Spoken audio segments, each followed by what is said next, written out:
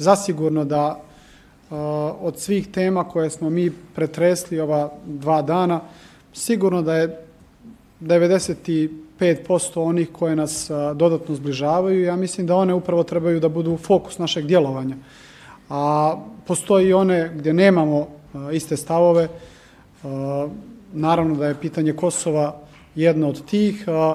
Mislim da bi i zvanična Crna Gora i zvanični Beograd u narednom periodu dodatno treba da prilazi temama koje nas negdje udaljavaju na jedan malo smisleniji način, stavljajući se zaista u cipele jedni drugih i otvoreno razgovarajući. Znate da je Crna Gora priznala Kosovo 2008. godine, ali ja mislim da moramo negdje biti i ljudi i moramo biti i politički dovoljno pismeni da razumijemo poziciju Srbije kad je u pitanju njen pogled na ono što Srbija kaže dio njene teritorije. Ono što je meni kao predsjedniku Crne Gore u kontekstu ovih stvari vrlo važno je da se tenzije koje postoje na sjeveru Kosova, a koje su dodatno negdje bile u fokusu u prethodnih 2 mjeseca, se stave pod kontrolu i da zaista situacija dođe do deeskalacije.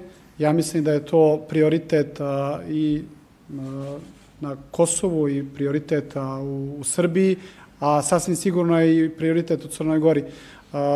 Sve to utiče naravno na sve nas, na susjedne zemlje i zaista onako podržavamo iskreno i prijateljski dijalog Beograda i Prištine. Želimo sve najbolje i želimo da taj dijalog se negdje okonča ukoliko je to moguće na koristi Beograda i Prištine.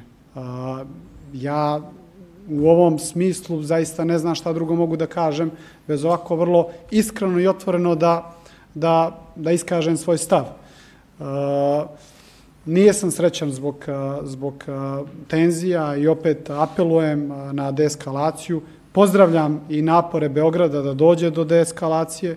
Mislim da je i predsjednik Vučić, barem u odnosu na informacije koje ja posjedujem, uradio do sada dosta da do te deeskalacije dođe.